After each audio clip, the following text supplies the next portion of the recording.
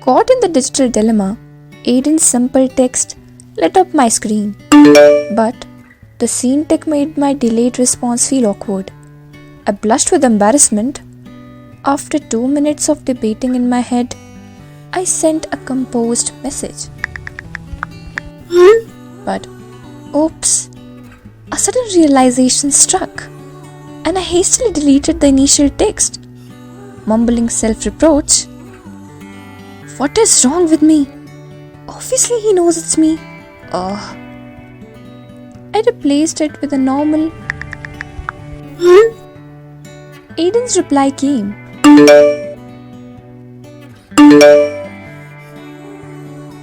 Before listening to what happened next, subscribe to Ficteller and hit that like button.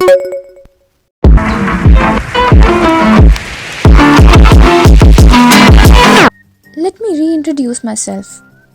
I am Breeze and I'm 19 years old.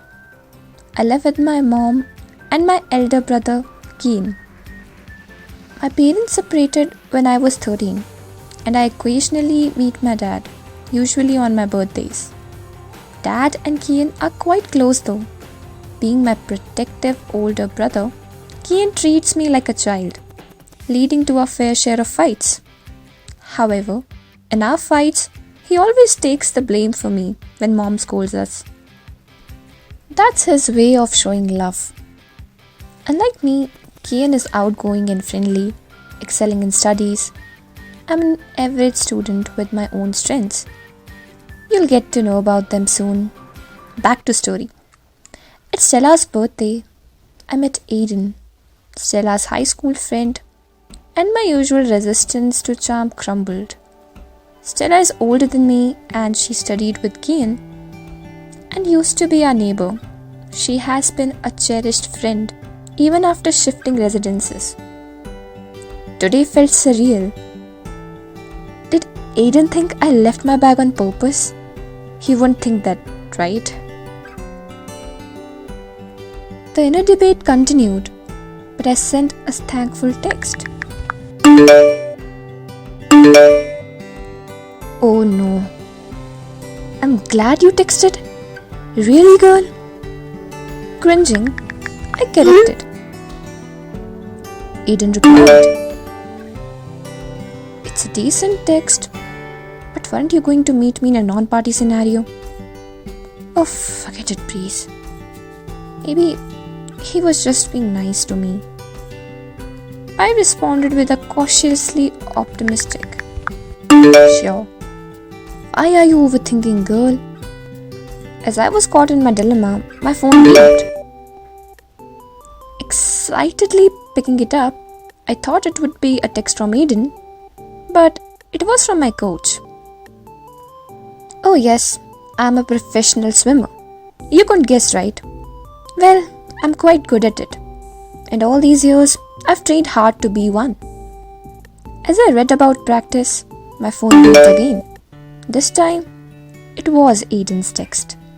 I sat wide awake as I read it. How does he know? Oh, it's my display picture with Kian. Wait a minute. So, he knows Kian. Obviously, he's Stella's high school friend and Stella and Kian were high school classmates, which means he knows Kian. I replied. Aiden expressed familiarity. Oh please, good at swimming. Kian, he's nowhere close to me. I thought and replied. In the quest to sustain the conversation, I seized the opportunity to express gratitude for the drop-off.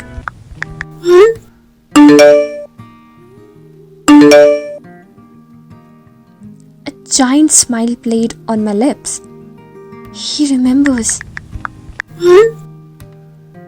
Aiden chuckled. My eager response slipped out. After sending it, I felt self-aware, thinking, can't I think before texting? I sound too desperate. These thoughts lingered as I fell asleep. Next morning, my alarm rang, signaling practice. To rush to prepare for the day was momentarily interrupted by Kane's entrance. "Leaving already?" His teasing remark about my early departure triggered a retort. "I don't have time to catch up. Plus, you could have at least said hello to me last night." Kane smiled and teasingly replied, imitating my voice. "Oh, and what about you?" Damn, he meant what I think he meant? "Did you?" Before I could say something, Kian says, "I actually came to your room last night, but I guess you were busy rehearsing something in front of the mirror. You looked awful, by the way." Oh no, my embarrassment peaked, and I wished for an escape, perhaps even a plunge into my swimming pool. Will Kane spill the beans about Bree's embarrassing mirror moment? And what does Aiden have planned for their upcoming non-party meet? If you have missed the first 4 parts of Bree's story, catch up now to uncover the twists and turns. Click on our playlist and don't forget to subscribe. The intrigue is building up, and you won't want to miss a moment. Stay tuned for the suspense, and thanks for watching.